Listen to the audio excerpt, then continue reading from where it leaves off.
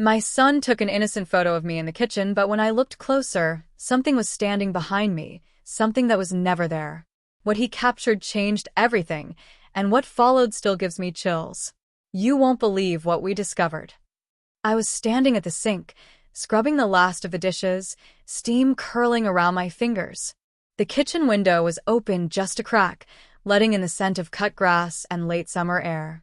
My son, Noah, sat cross-legged on the tiled floor, fiddling with my phone. Sunlight danced through the curtains, casting golden patches on the linoleum. "Smile, Mom," he shouted suddenly. I turned, mid-wipe, with a dripping plate in hand and a weary half-smile. A click. He snapped the picture. I laughed, water droplets sliding down my forearm. "Are you building an art portfolio or something?" I teased. He grinned and said, "Just want to remember you like this." Like this? Sweaty. Tired. Wearing an oversized sweatshirt stained with tomato sauce. I shrugged and turned back to the sink, the sponge squishing between my fingers. The faint hum of the fridge was the only sound for a moment. Then Noah said, "Mom, who is that behind you?" I froze. "What?" My voice cracked before I even finished the word. "Behind you," he repeated, his tone quieter now. Goosebumps raced up my arms. I turned slowly, scanning the narrow kitchen. Nobody. Nothing but the faded calendar and the chipped wall clock ticking calmly. I walked over to him, my footsteps heavy against the tile. "Let me see." He handed me the phone. My thumb trembled as I tapped on the photo. There I was, mid-turn, smile crooked, hair a mess. But there was something else. In the reflection of the window behind me, just beyond my shoulder, a pale figure. Tall. Motionless. Its face was blurred, like smeared chalk, but its presence was unmistakable. It looked directly at the camera. My breath caught in my throat. I felt my heart pound against my ribs, a slow, thunderous rhythm. The room suddenly felt colder. The scent of summer grass was gone. I touched the window latch. It was still locked. "Noah," I whispered. "Did you edit this?"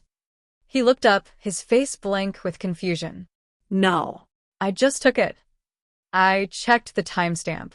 It matched. Just a few moments ago. The figure had been there. Right there. Behind me. I felt the hair on the back of my neck rise. I turned to look at the window again. Now, in the fading reflection, there was nothing. But I could still feel it. That presence. Like a shadow pressed against my spine. I forced a laugh, hoping it would shake off the chill. "Must be a glitch," I said, more to myself than to Noah. He didn't answer. He was staring at the screen again, lips slightly parted. "Mom," he whispered. It moved.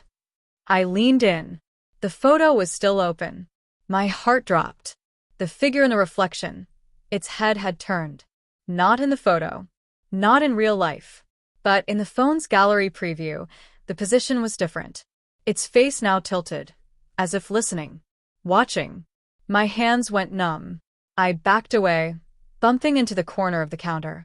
The thud echoed too loudly in the silence. Noah stood up, clutching the phone to his chest. His eyes wide, shining with something between wonder and fear. "Do you think it's Dad?" The question hit me harder than the image. I had not heard that word spoken in this house in over a year. Not since the accident. Not since the night the rain poured so hard we thought the roof would give. I swallowed hard, throat tightening. "No," I said, my voice thin. "It's not your father." Because, whatever that was in the reflection, it felt wrong. Heavy. Not familiar. Not loving. I turned back to the window one more time. Outside, the yard was empty. No footprints in the soil. No shadows cast where they shouldn't be. But something had changed. The air. The weight of it. Like the house was holding its breath. Noah slipped his hand into mine. His skin was warm. Comforting. But I could not stop looking at the glass. Wondering if something looked back. That night, I could not sleep. Every creak of the floorboards made my heart jump. Every rustle of wind against the window made me hold my breath. I had tucked Noah into bed early, pretending everything was fine. pretending I had not seen what I had seen. The phone lay face down on the kitchen table, as if hiding its secret. I sat alone on the couch, the soft hum of the ceiling fan the only sound in the room. But my eyes kept drifting toward the hallway, toward the shadows just beyond the edge of light. And yet, no footsteps came. No whispers. Just silence. And in that silence, I made a choice. The next morning, as the sun spilled across the yard, I took Noah to the park. He laughed as he ran through the grass, arms wide like wings. I watched him, holding my coffee, my eyes raw from the night. Later, when we returned, I picked up the phone again. The photo was still there, but the figure was gone. No trace of it in the reflection now. Just me. Just the kitchen. Just an ordinary moment between a mother and her son.